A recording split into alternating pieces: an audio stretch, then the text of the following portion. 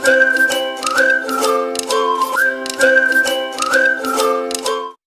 everyone, welcome back to my channel.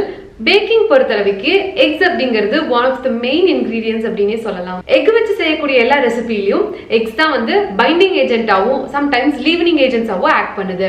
ஆனா நம்மள நிறைய பேர் egg கன்சியூம் பண்ணாம வெஜிடேரியனாவோ வீகனாவோ இருக்கும். eggsனால நம்ம பேக்கிங் ஸ்டாப் ஆயிட கூடாது. அதனால eggsக்கு பதிலா நம்ம வேற என்னென்ன சப்ஸ்டிட்யூட்ஸ் யூஸ் பண்ணலாம் அப்படிங்கறத இந்த வீடியோல பார்க்க போறோம். இந்த வீடியோ ரொம்ப இன்ட்ரஸ்டிங்காவும் யூஸ்ஃபுல்லாவும் இருக்கும். அதனால இந்த வீடியோவை ஃபுல்லா பாருங்க.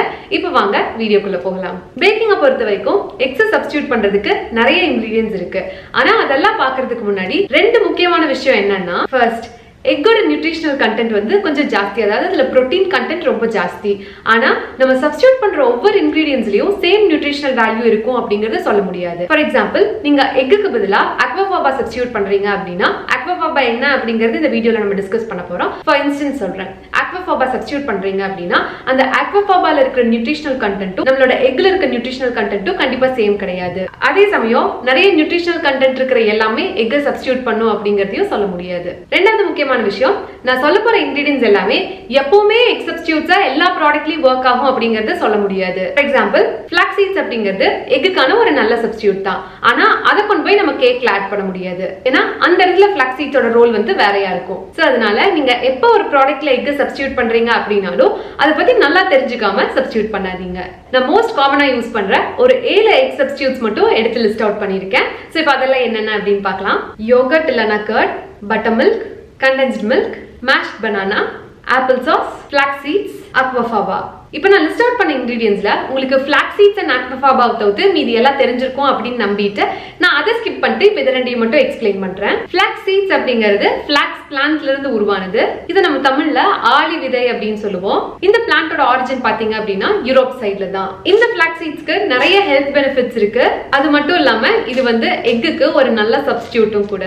இந்த flax seeds நம்ம அப்படியே யூஸ் பண்ணிட கூடாது.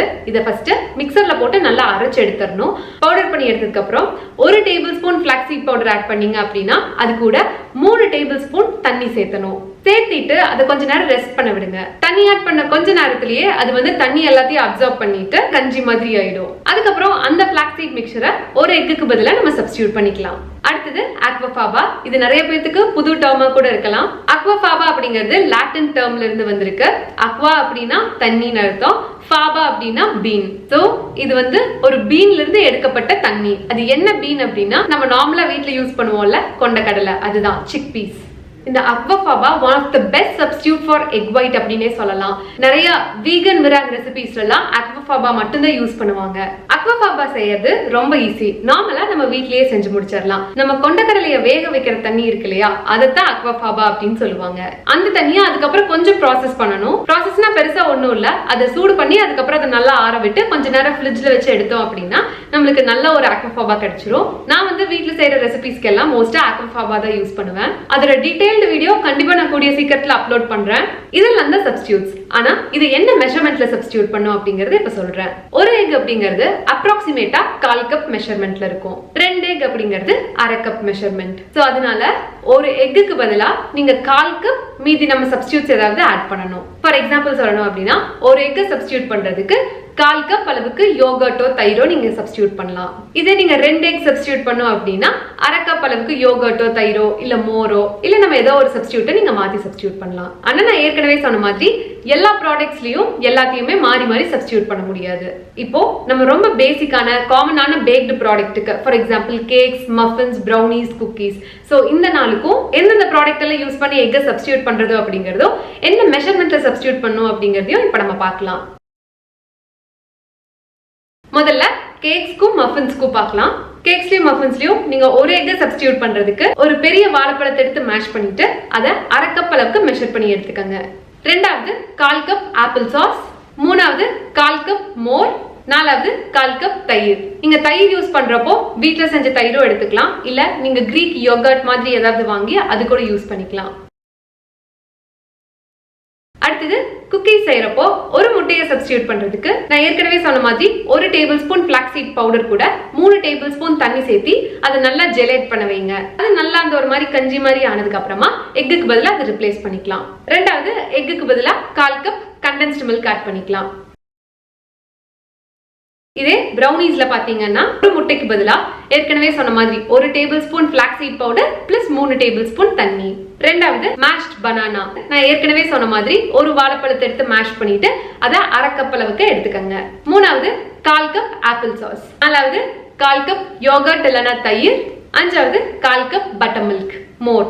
நீங்க நான் சொன்ன சப்ஸ்டிட்யூட்ஸ் இல்லாம ஃப்ரூட்ஸ் அண்ட் வெஜிஸ்ல பாத்தீங்கன்னா ஸ்வீட் பொட்டாட்டோ, அவகாடோ, ஸ்குவாஷ் இந்த மாதிரி எல்லாம் நீங்க ட்ரை பண்ணி பார்க்கலாம். இது இல்லாம சில்க் அண்ட் டோஃபுன்னு ஒன்னு இருக்கு. இது வந்து நம்ம இந்தியால அவ்வளவு யூஸ் பண்ற மாதிரி எனக்கு தெரியல.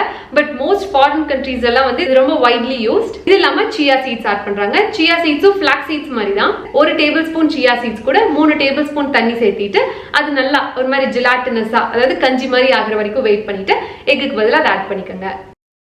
சம்டைம்ஸ் நீங்க பேன்கேக்ஸ் எல்லாம் பண்றப்போ ஆப்பிள் சாஸ் ஆட் பண்றீங்க அப்படின்னா லைட்டா உங்க பேன்கேக்ஸ் வந்து கெட்டி ஆகுற மாதிரி ஃபீல் ஆச்சுன்னா அந்த ஆப்பிள் சாஸ் கூட ஒரு 1/4 டீஸ்பூன் பேக்கிங் சோடா ஆட் பண்ணிட்டீங்க அப்படின்னா அது நல்லா லைட் அண்ட் ஃப்ளஃபியா நம்மளுக்கு கிடைச்சிரும். அதே மாதிரி நான் ஃப்ரூட்ஸை பொறுத்த வரைக்கும் ஒரு டிப் சொல்லணும்னு நினைக்கிறேன். எப்பவுமே நீங்க ஃப்ரூட்ஸை வச்சு சப்ஸ்டியூட் பண்றப்போ அந்த ஃப்ரூட்டை ஃபர்ஸ்ட் நல்லா மேஷ் பண்ணி எடுத்துருங்க. மேஷ் பண்ணதுக்கு அப்புறம் எவ்வளவு மெஷர்மெண்ட்டோ 1/4 கப்போ 1/2 கப்போ அதுக்கப்புறம் அதை மெஷர் பண்ணிடுங்க. அப்போ வந்து அது பெர்ஃபெக்ட்டா அந்த எக்கை சப்ஸ்டியூட் பண்ணும். ஸோ எப்பவுமே ஃப்ரூட்ஸை பொறுத்த வரைக்கும் அதுக்கு ஒரு ஓவர் பவரிங் டேஸ்ட் இருக்கு. என்னதான் இதை சப்ஸ்டியூட் பண்ணீங்க அப்படின்னாலுமே நீங்க செய்யற அந்த கேக்லயோ மஃபன்லயோ வந்து லைட்டா அந்த ஆப்பிள் ஃபீலோ பனானா டேஸ்டோ வந்து இருக்கலாம். aquafabaவை மோஸ்ட் இந்த மிராங் மாதிரி ரெசிபீஸ்ல எல்லாம் எக் ஒயிட் மட்டும் தேவைப்படுதுல அந்த மாதிரி ரெசிபீஸ்ல தான் அதிகமா யூஸ் பண்ணுவாங்க. இதை வச்சு நம்ம மிராங் ஃப்ராஸ்டிங் கூட பண்ணலாம். சோ இது எவ்வளவு சப்ஸ்டியூட் பண்றீங்க அப்படிங்கிறது உங்க ரெசிபியை பொறுத்து இருக்கு. பட் இதுக்கு ஜெனரல் ரூல் ஆஃப் தம்ப் என்ன அப்படின்னா ஒரு எக்கோட ஒயிட் மட்டும் யூஸ் பண்றீங்க அப்படின்னா அதுக்கு 2 டேபிள்ஸ்பூன் இந்த chickpea வாட்டர் அதாவது இந்த aquafaba எடுத்துக்கணும். இது ஒரு ஹோல் முட்டைக்கு பதிலா வேற ஏதாவது ரெசிபியில சப்ஸ்டியூட் பண்றீங்க அப்படின்னா ஒரு முட்டைக்கு பதிலா 3 டேபிள்ஸ்பூன் இந்த chickpea வாட்டர் அதாவது aquafaba ஆட் பண்ணீங்கன்னா சரியா இருக்கும்.